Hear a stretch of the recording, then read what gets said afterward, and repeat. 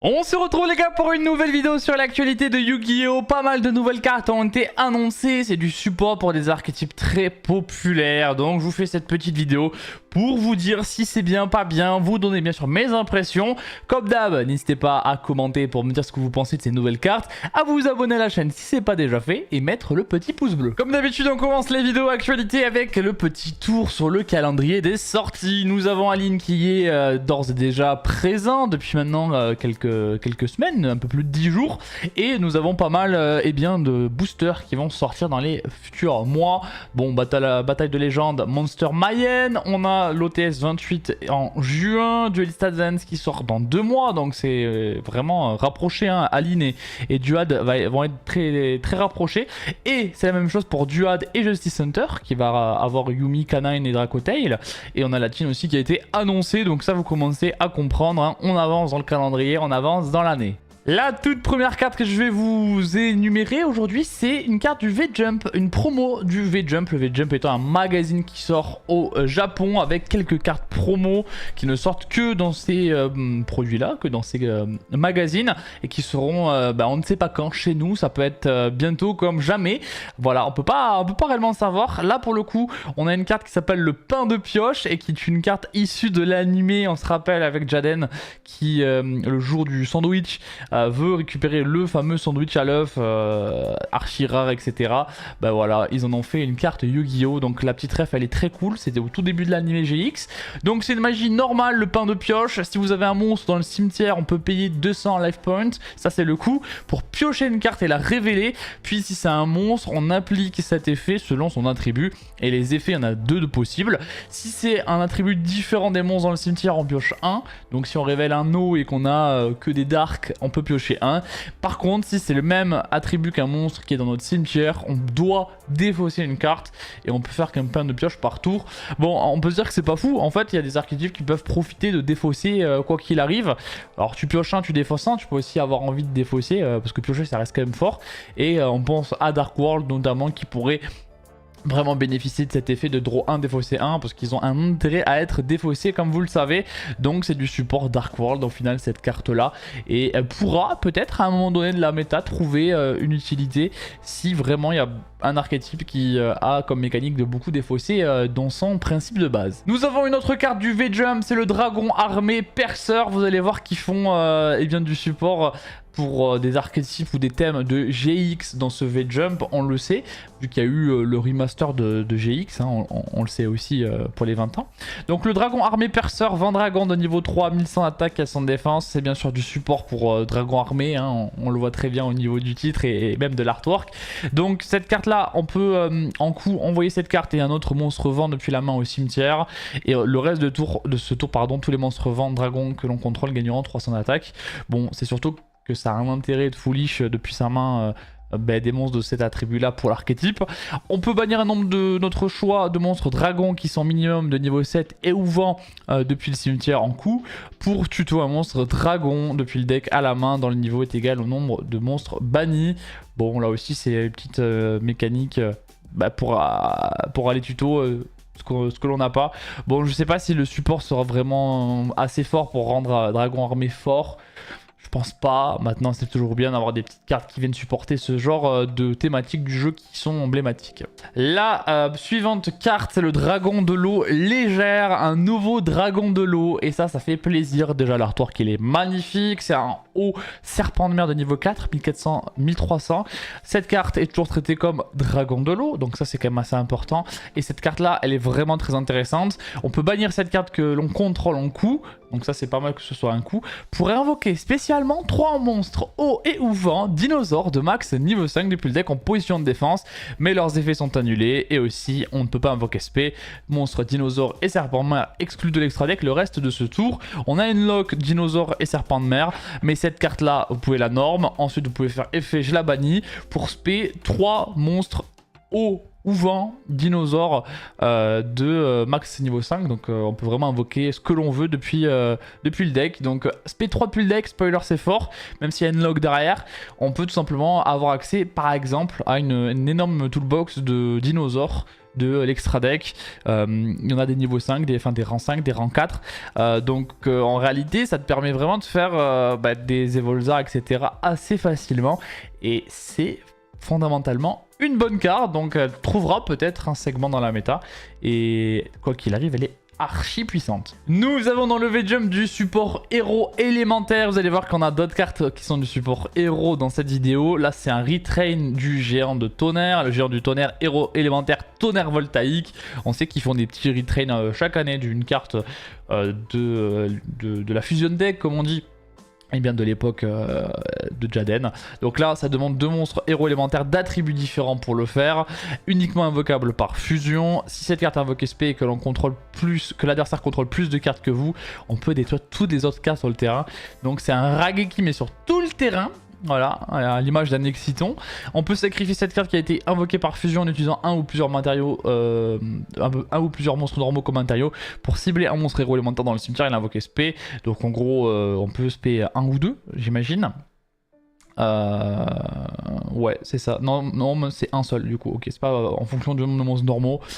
Donc en plus, cette carte peut resp 1, ce qui permet de potentiellement continuer à combo. Parce qu'en fait, la carte elle fait pas juste Raigeki et c'est tout. Elle fait Raigeki et en plus, s'il y a eu cette petite condition de monstres normaux, elle peut reborn 1. Donc elle se rembourse pas, mais elle permet d'extendre encore plus.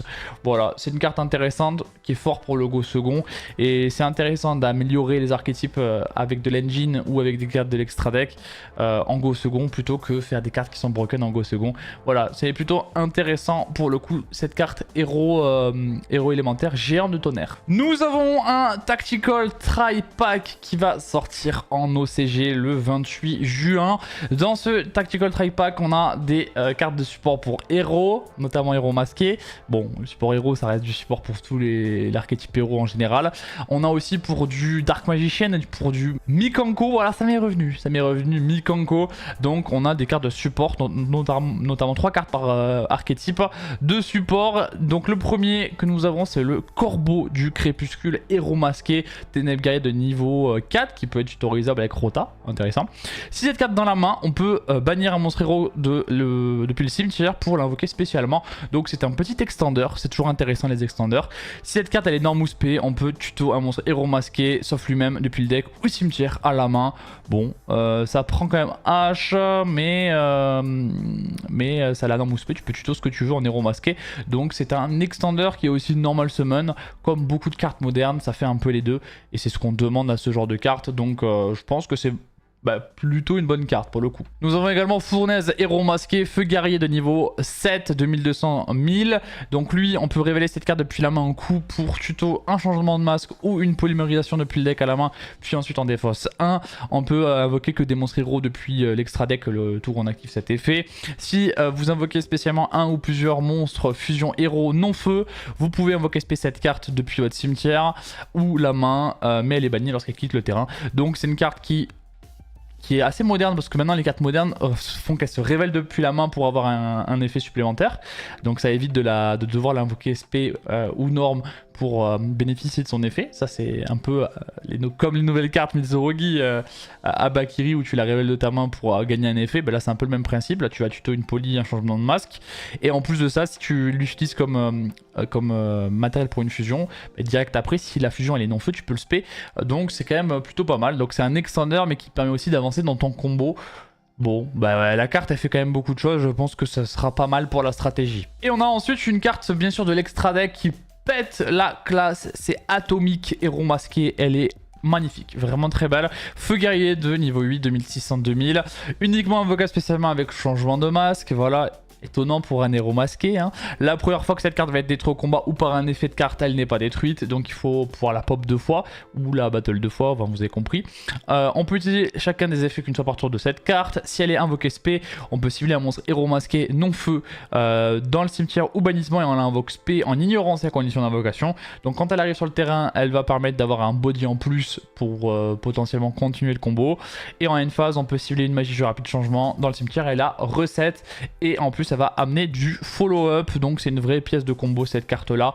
C'est pas une carte réellement de handboard qui va être surpuissante sur le handboard. Elle a un petit effet de protection qui est bien. Mais en gros cette carte te permet de générer un petit peu plus. Et en plus d'avoir du follow-up en resetant une magie jeu arbitre que tu peux théoriquement refaire pendant le tour adverse. C'est une carte assez intéressante. Je connais pas assez héros, la stratégie héros pour voir ce que ça va induire dans le combo, mais je pense que par son effet de base, ça a l'air d'être de l'extend en plus et du follow-up en plus, donc ça me semble intrinsèquement être pas si mal. Nous avons également un nouvel artwork, notamment pour Darklaw. Souvent dans les Tactical Tri-Pack, on a des nouveaux artworks. Là, vous le voyez, on a l'artwork d'origine de Darklaw, qui est un monstre emblématique qui est vraiment pénible, Darklaw. Et ben le voilà avec son nouvel artwork. Bon, je préfère l'artwork d'origine, mais c'est vrai qu'il est quand même assez classe. Voilà, vous me direz en commentaire lequel vous préférez des deux. Moi, je préfère celui de base. On reste dans le Tactical Tri-Pack, les gars, qui sort le 28 juin en OCG. Et on va maintenant se focaliser sur le support Dark Magician. Donc, Magicien des Ténèbres, Magicien Sombre, avec une première carte, Magie Jeu Rapide, un effet globalement assez court, c'est le regard de Timé. Donc déjà le fait qu'ils utilisent comme artwork et tout Timé, moi j'adore, franchement la carte elle pète la classe et ça c'est super cool. La carte elle est vraiment pas mal en plus de ça, parce que vous pouvez cibler un magicien sombre ou une magicienne des ténèbres que l'on contrôle ou dans votre cimetière pour invoquer un monstre fusion qui le mentionne comme matériel depuis l'extra deck en mélangeant le monstre dans le deck, mais bannissez-le durant la phase du prochain tour. Voilà, bon on peut se dire c'est quand même un peu compliqué parce qu'il faut avoir un Dark Magician ou une Magicienne des Ténèbres que l'on contrôle ou dans le cimetière. Donc sur le papier on peut se dire que c'est un petit peu difficile, hein. Tu la pioches, ça fait rien la carte, il faut qu'il y ait déjà des choses de générer. Mais vous allez voir qu'il y a d'autres cartes qui vont rendre cette carte un peu meilleure, notamment le Magicien Sombre de la Destruction. Voilà, donc ça, la carte elle est fabuleuse. La carte elle est un flow incroyable vraiment. Donc Ténèbres, Magicien de niveau 8, 2800, 2600. Qui demande un magicien sombre en plus un monstre lumière ou ténèbres. Donc on peut se dire quand même il faut un Dark Magician pour le faire, c'est compliqué. Sauf qu'il a un effet uniquement soit invocable par fusion, soit invocable spécialement depuis l'extra deck en bannissant un monstre ténèbres magicien de minimum niveau 6 que l'on contrôle durant le tour où une carte magie ou effet de magie a été activée. Vous ne pouvez invoquer spécialement cette carte qu'une fois par tour de cette façon, et peu importe la méthode que l'on utilise. Donc on peut l'invoquer qu'une fois par tour cette carte. Si elle est invoquée spécialement, on peut ajouter un magicien sombre ou une carte qui le mentionne depuis le deck à la main. Le nom de cette carte devient magicien sombre tant qu'elle est sur le terrain ou dans le cimetière. Voilà, donc cette carte là les gars, si elle arrive, elle va tuto celle-là. Voilà, donc ça c'est la première des choses à comprendre, c'est que cette carte va chercher l'autre. Voilà. Et cette carte là du coup, elle est faisable extrêmement facilement si par exemple, petit contexte, on a Diabell Star, on fait Wanted et ensuite on accède à Diabell Star en défaussant un de la main. On a Diabell sur le terrain, et bien écoutez, on peut juste envoyer Diabell au cimetière pour invoquer le magicien sombre de la destruction par-dessus, et derrière on a du coup accès au regard de Timé. Voilà. Et on peut refaire une fusion derrière, juste en partant de Diabell Star, de Wanted qui va chercher Diabell Star. Voilà, et donc rien que ça, c'est un accès hyper facile à cette carte là en réalité. Et vous allez voir que dans le combo on peut faire un Dragoon extrêmement facilement. Avant de vous parler de ça, on va parler de la dernière carte qui est Timé, le Magidragon uni. Encore une fois magnifique, un nouveau petit Timé, un petit retrade on va dire de Timé. Oh là pardon, ça c'est l'artwork alternatif. Donc au niveau de cette carte là, qu'est-ce qu'elle nous dit? Donc Lumière Dragon niveau 10, 2800-1800. Elle demande magicien sombre ou magicien des ténèbres plus un monstre dragon ou magicien. Après que cette carte est invoquée spécialement jusqu'à la fin du prochain tour, elle n'est pas affectée par les effets d'autres cartes. Donc quand elle arrive sur le terrain pendant 2 tours quoi, elle est assez dure à gérer. Elle est gérable qu'à la battle vu qu'elle n'est pas affectée. On peut utiliser chacun des effets suivants de Timé qu'une fois par tour. Si cette carte combat durant le calcul des dommages, on peut faire gagner 100 attaques à cette carte pour chaque carte magie dans les cimetières et bannissements. Donc en réalité à 2800 il va falloir la gérer avec un monstre qui a énormément d'attaques parce qu'elle va gagner de l'attaque assez facilement. Donc ça va être une carte qui va être une petite plaie à gérer. Elle peut facilement monter à proche de 4000 hein, en réalité. Vu que c'est dans les cimetières et bannissements, la carte peut vraiment monter assez haut. Et donc elle est un peu relou à gérer. Elle a un petit quick effect aussi pendant le tour adverse, c'est de pouvoir cibler une magie piège et de la détruire. C'est un petit effet bonus. Donc en gros cette carte là pendant 2 tours elle n'est pas affectée. Et en plus elle va monter très haut en attaque. Ce qui va faire que c'est une petite tower pendant 2 tours et ensuite elle est gérable beaucoup plus facilement vu qu'ensuite elle est affectable, mais pendant 2 tours elle va être un peu relou à gérer, ce qui va permettre de temporiser un petit peu la partie.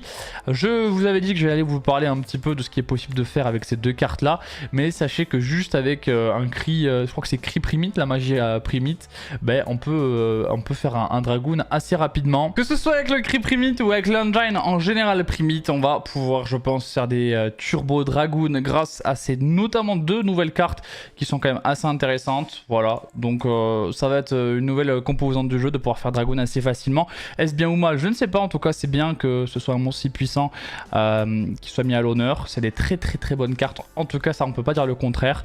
Même Timé, il est intéressant, même si c'est juste une énorme tower. Et on a aussi un nouvel artwork qui est magnifique pour The Secret of Dark Magic. Voilà.